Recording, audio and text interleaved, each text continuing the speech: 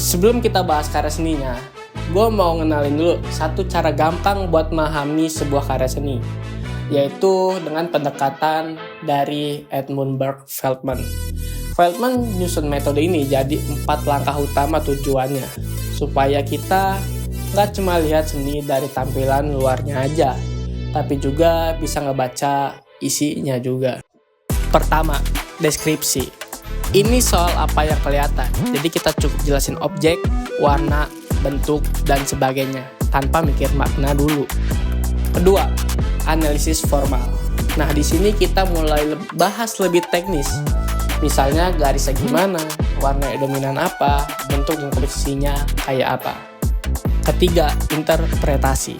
Disinilah kita mulai menebak-nebak, tapi secara masuk akal pastinya, tentang maksud si seniman. Bisa soal pesan, simbol, atau perasaan yang mau disampaikan lewat karyanya.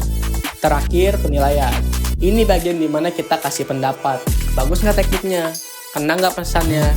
Dan menurut kita pribadi, karya itu punya nilai apa?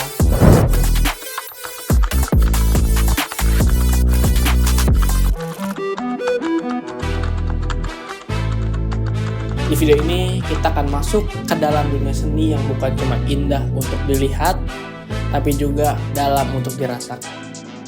Yuk bareng-bareng kita mulai perjalanan ini dari seni yang bisu tapi bersuara kuat.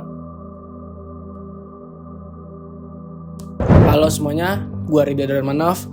Di sini gue mau ngajak kalian flashback jauh banget, bener-bener jauh ke masa ribuan tahun yang lalu. Kita bakal ngobrolin salah satu karya seni kuno yang masih bisa kita nikmati sampai sekarang. Lukisan dinding Acroteri Boxer. Tapi sebelum kita ngomongin lukisannya, yuk kenalan dulu sama pembuatnya, yaitu kaum peradaban Minoa. Nah, jadi gini, kaum Minoa itu adalah salah satu peradaban tertua di Eropa yang hidup di Pulau Kreta, sekarang bagian dari Yunani. Sekitar tahun 2600 sampai 1100 sebelum Masehi, nama Minos sendiri diambil dari nama legendaris Raja Minos, yang katanya punya istana megah lengkap dengan labirin tempat monster Minotaur disimpan. Itu sih mitos di sana. Nah, walaupun hidup ribuan tahun lalu, kaum Minoa itu udah sangat maju. Mereka punya sistem bangunan yang canggih, seni yang berkembang, dan bahkan catatan ekonomi serta agama yang rapi. Salah satu situs peninggalan paling terkenal dari mereka adalah Akrotiri, semacam kota yang tertimbun abu vulkanik akibat letusan gunung Thera. Dan disitulah lukisan ini ditemukan. Jadi lukisan ini menggambarkan dua remaja laki-laki yang sedang tinju. Iya, tinju beneran. Mereka digambarkan gak pakai baju, cuma pakai semacam ikat pinggang dan sarung tangan. Gaya lukisan 2 dimensi banget. Nggak ada bayangan, nggak ada efek 3D, tapi justru di situ daya tariknya. Warna yang dipakai dominan merah bata dan biru, dan semua garis tubuh digambar dengan outline yang tegas. Kepala dan tubuh diposisikan menyamping, gaya khas seni prasejarah. Tapi meskipun kelihatan sederhana, gerakan tubuh mereka kelihatan hidup. Ada tangan terangkat, tubuh sedikit membungkuk, dan arah pandangan yang memberi kesan seolah mereka lagi dalam momen pertarungan beneran. Ukuran lukisannya juga cukup besar, sekitar 1,78 meter. Ini bikin kesan kehidupan nyata jadi lebih kuat. Bukan cuma asal coret kayak anak DKV. Para seniman Minoa pakai teknik plester kapur yang dihaluskan dulu sebelum dilukis ulang. Keren banget bukan untuk zaman segitu? Nah, yang menarik, ini bukan cuma soal olahraga. Petinju di lukisan ini bisa jadi simbol dari hal yang lebih dalam. Dalam budaya Minoa, kegiatan fisik dan ritual tubuh itu penting banget. Bisa jadi lukisan ini mencerminkan nilai-nilai kayak kekuatan, kedewasaan, dan kehormatan. Anak-anak Minoa diajarkan dari kecil buat kuat secara fisik, makanya yang digambarkan adalah remaja, bukan orang dewasa. Dan walaupun lukisan ini kelihatan datar, para seniman Minoa punya cara cerdas buat menyiratkan kedalamannya. Mereka pakai arah tubuh, posisi tangan, dan ekspresi buat ngasih kesan ruang dan waktu. Jadi Walaupun teknik perspektif belum ada di zaman itu, hasilnya tetap punya rasa hidup. Lukisan Akrotiri Boxer ini bukan sekedar karya seni. Ini adalah jendela buat ngintip kehidupan ribuan tahun yang lalu. Dari situ kita tahu bahwa olahraga, pendidikan fisik, dan budaya kompetisi udah ada bahkan sebelum Yunani kuno yang kita kenal hari ini. Ini juga menunjukkan bahwa seni bukan hanya soal estetika saja, tapi juga soal identitas budaya dan nilai hidup manusia zaman dulu. Nah, bisa kita simpulkan bahwa lukisan Akrotiri Boxer ini itu kayak mesin waktu, tapi di dinding. Dia ngasih kita cerita tentang anak-anak Minoa, tentang semangat, latihan, dan kehidupan sosial yang udah tertata rapi sejak zaman prasejarah. Kaum Minoa mungkin udah lama hilang, tapi melalui seni seperti ini, suara mereka masih bisa kita dengar sampai sekarang. Sekarang kita melonjak ke abad 19. Gue mau ajak kalian menyusuri salah satu karya seni legendaris dari Nusantara. Sebuah lukisan yang gak cuma memanjakan mata, tapi juga menyentuh perasaan, menyuarakan kemanusiaan, dan jadi pengingat tentang kekuatan manusia dalam menghadapi alam. Ialah judulnya Banjir di Jawa. Dan senimannya bukan orang sembarangan, beliau adalah Raden Saleh, pelukis kebanggaan Nusantara. Raden Saleh Sarif Bustaman lahir di Semarang, Jawa Tengah pada tahun 1811.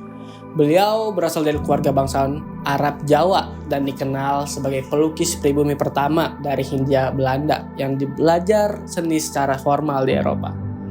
Di usianya yang masih muda, Raden Saleh dikirim ke Belanda dan di sanalah ia belajar melukis dengan teknik Eropa dari para maestro seni di sana. Hebatnya lagi, Raden Saleh nggak cuma jadi murid yang biasa-biasa saja. Karyanya diakui oleh bangsawan dan kalangan kerajaan. Bahkan, ia sempat tinggal di Jerman dan mendapatkan gelar kehormatan.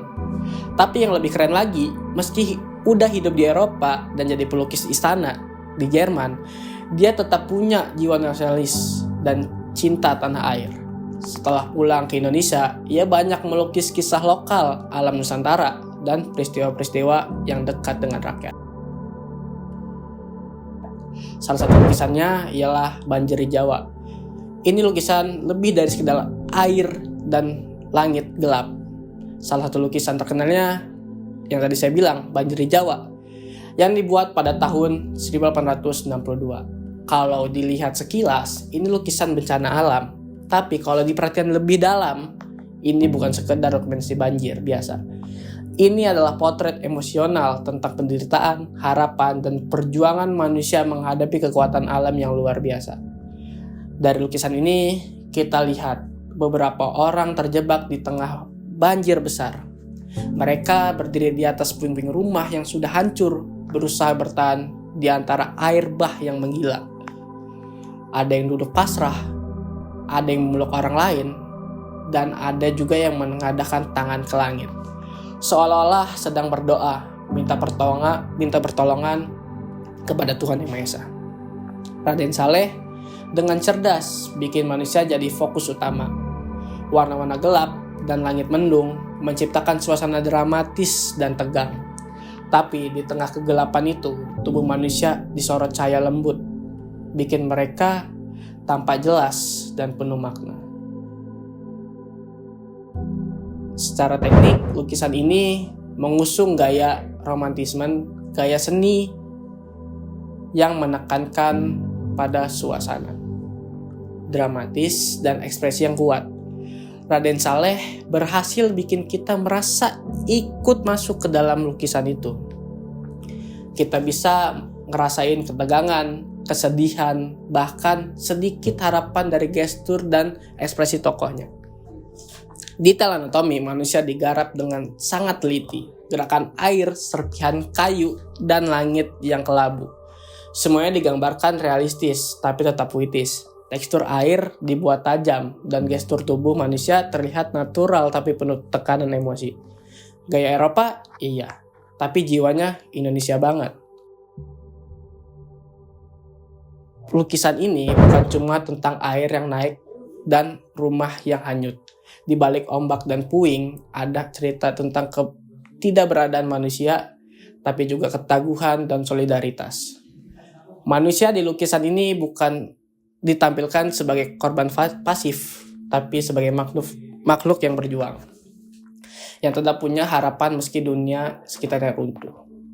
Dan kalau dipikir-pikir, karya ini juga bisa dibaca sebagai kritik sosial. Raden Saleh hidup di masa penjajahan Belanda, dan gak menutup kemungkinan kalau lukisan ini jadi metafora rakyat yang tertindas dan dihantam bencana, baik alam maupun politik, tapi tetap berusaha bertahan hidup dan mencari cahaya.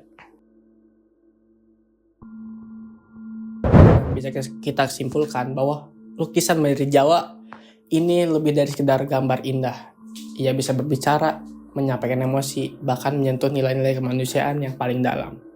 Raden Saleh lewat karya ini mengajak kita untuk tidak hanya melihat, tapi juga merasakan. Dan di tengah zaman yang serba cepat ini, melihat lukisan seperti ini bisa jadi pengingat bahwa seni adalah cara manusia bercerita, mengingat dan merayakan kekuatan untuk terus bertahan. Dari lukisan kuno Alfred the Boxer ini sampai tragedi penuh makna, yaitu Banjir di Jawa, kita bisa lihat gimana seni gak pernah bohong. Ia bisa jadi jendela ke masa lalu, cermin budaya, dan suara hati manusia. Dua lukisan ini beda zaman, beda tempat, tapi punya satu kesamaan. Mereka bercerita. Sekian dulu cerita seni dari gue. Semoga bikin kalian makin menghargai karya seni, baik yang dari luar maupun dari negeri sendiri. Sampai jumpa di cerita seni gue berikutnya.